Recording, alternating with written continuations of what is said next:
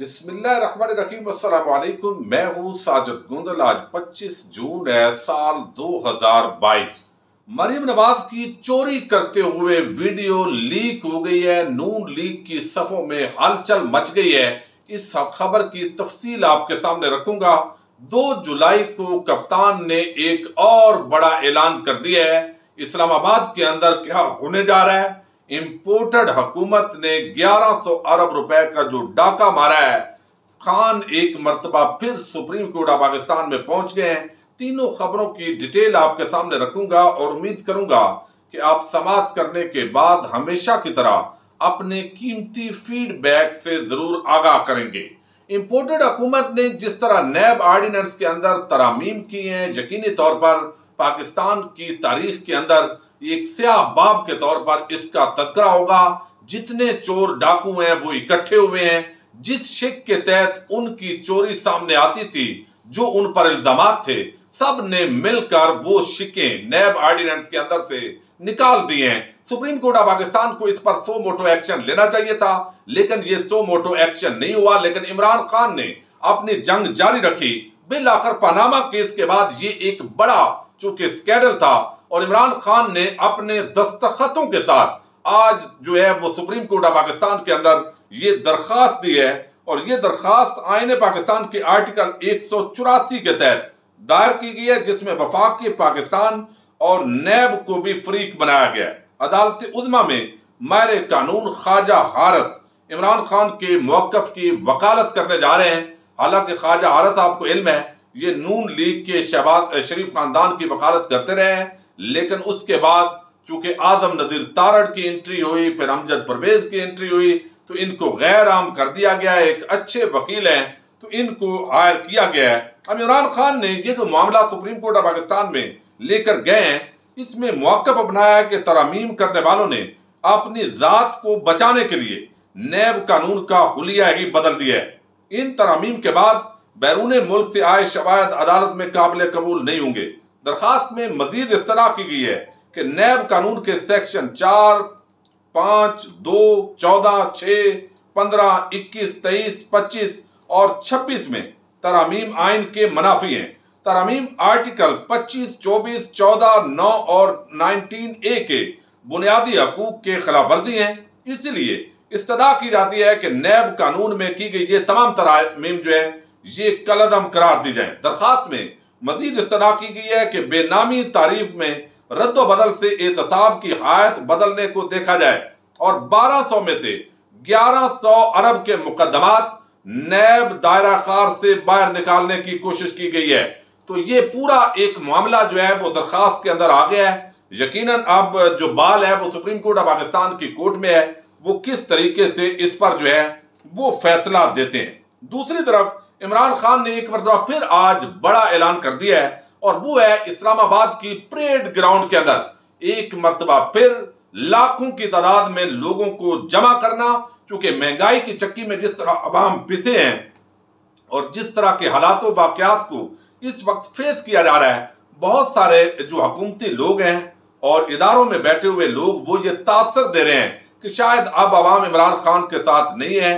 उनका धरना नाकाम हुआ और फिर पेट्रोलियम प्राइसेस में इजाफा हुआ, आम आदमी पर जिस तरह टैक्स लगा है, फिर सनतकारों पर और तनख्वाहदार तबके पर टैक्स लगाया है। हालांकि सनतकारों पर जिस तरीके से टैक्स लगाया गया है, अल्टीमेटली ये अवाम का खून निचोड़ने के मुतरादफ है।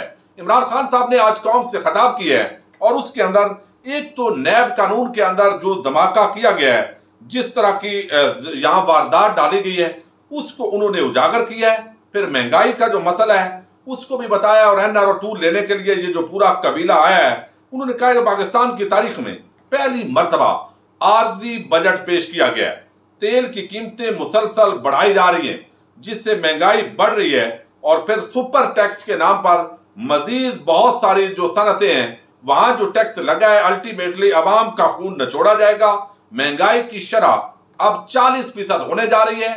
ये IMF के आगे मुकम्मल तौर पर लेट गए हैं और अवाम का सौदा कर लिया गया है। अब कभी कोई इदारा बेचने की बात होती है, कभी कोई इदारा लीज पर देने की बात होती है, तो उन्होंने कहा कि ये जितनी महंगाई है ज़राअत तबाह करेंगे, सनतें तबाह होना शुरू हो गई हैं, लोग अब इन्वेस्टमेंट उठा लेंगे, तो जो स्टॉक एक्सचेंज है उसके हालात आपके सामने है। तो इन हालात के अंदर जो हदफ है टैक्स का 8,000 अरब रुपए, वो कैसे पूरा होगा? यानी सनतें ही बंद होंगी, बरामदात के अंदर कमी होगी, तो आम आदमी पर असरात पड़ेंगे। तो ये कैसे जो है वो हदफ पूरा किया जाएगा? टैक्स नेट में इजाफे की बजाय इन्होंने जो पहले से टैक्स पेयर हैं उन पर मजीद टैक्स लगाने की कोशिश की है।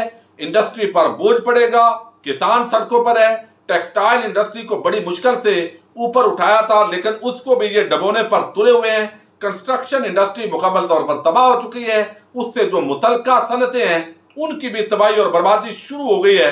डॉलर ये कहां पर लेकर चले गए हैं? मिफ्ता इस्माइल को हटाकर अगर इसहाक डालर को लाएंगे भी तो फिर भी ये मामलात आउट ऑफ कंट्रोल रहेंगे, और जिस तरीके से वो डॉलर को कंट्रोल करते हैं वो भी बड़ा एक मखसूस सा मामला है। और फिर इन्होंने जो अपने केसेस माफ करवाए उन पर भी उन्होंने बात की। 16 अरब रुपए के मनी लॉन्ड्रिंग के केसेस, एक खुली डकैती की है इस अवाम का टैक्स पेयर के पैसे पर। तो अब 2 जुलाई को परेड ग्राउंड के अंदर उन्होंने कहा है एक बड़ा जलसा होगा। क्या ये जलसा धरने में तब्दील हो सकता है? क्या ये इमरान खान की हिकमत अमली है कि लोग पहले यहां पर जमा हों और उसके बाद उसके साथ ही पाकिस्तान के मुख्तलिफ शहरों के अंदर भी दूर दराज इलाकों में लोग जमा करने का फैसला किया गया है? तो एक मुल्कगीर एहतजाज की ये अनाउंसमेंट हुई है। और इसके साथ ही जो है महंगाई का मसला है, तो ये जो जलसा है वन डे इवेंट होगा, धरना होगा, या इसकी इजाजत अभी हुकूमत देगी? उनकी इंटेलिजेंस एजेंसी जो है इसको क्या रिपोर्ट करती हैं? ये चीजें इस वक्त जो है वो जेरे बहस है।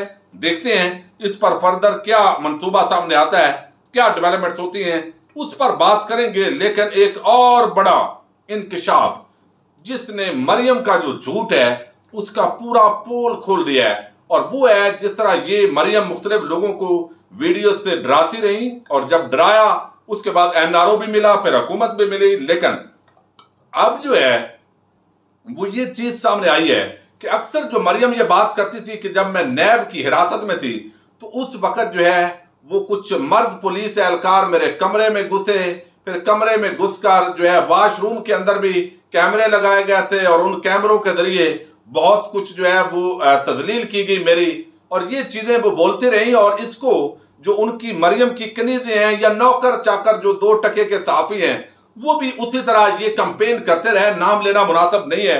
अब यहां पर जो है एक वीडियो है और वो ARY ने दावा किया है कि हमारे पास मौजूद है, और किसी भी वक्त वो वीडियो सामने आने वाली है।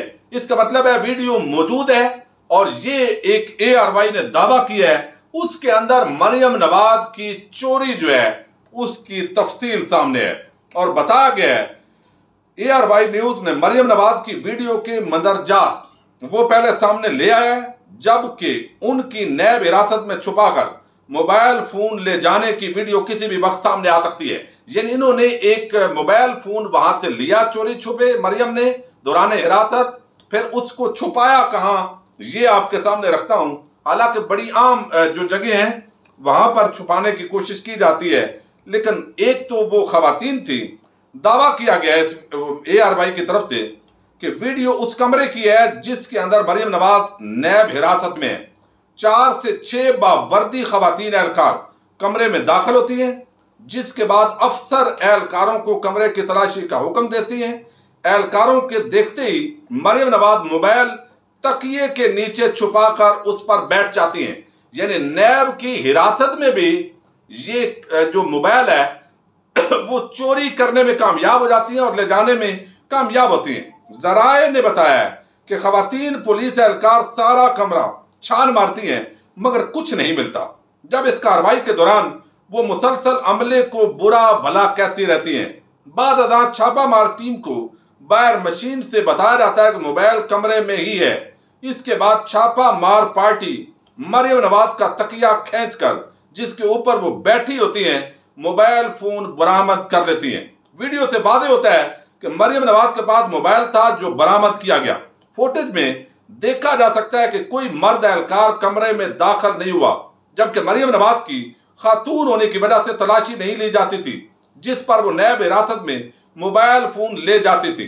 इलाहाबादी पंजाब पुलिस की खातून एहलकार की जानब से मरियम नवाज को मोबाइल फोन पहुंचाने का भी इंकशाफ हुआ है। ये फुटेज जो है ये मंजर आम आने के बाद मरियम के जो झूठ थे नए विरासत के दौरान जो उन्होंने बोले और जो बड़े बड़े वो हमदर्दी समेटने के लिए नॉर्मल है शरीफ खानदान के लिए झूठ बोलती रही हैं, तो वो जो है वो बेनकाब हुए हैं। और बताया दावा ये किया गया ARY न्यूज की तरफ से कि ये किसी भी वक्त ये मरियम नवाज की जो वीडियो है ये सामने आने वाली है, इंतजार कीजिए।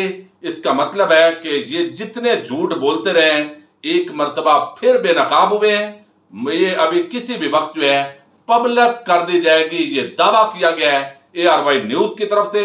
और बड़े गुमनाम लोग होते हैं जो चोरों के खिलाफ इस तरह का जो मवाद है वो आवाम के सामने लाने की कोशिश करते रहते हैं। और अब इसका जवाब देने के लिए दूसरी तरफ जो है वो डीप फेक जो टेक्नोलॉजी है उसका सहारा लेकर कुछ जाली वीडियोस बनाने की कोशिश कर रहे हैं। जो भी लेटेस्ट डेवलपमेंट होगी उस पर हम बात करेंगे। इजाजत दीजिए, अल्लाह हाफिज।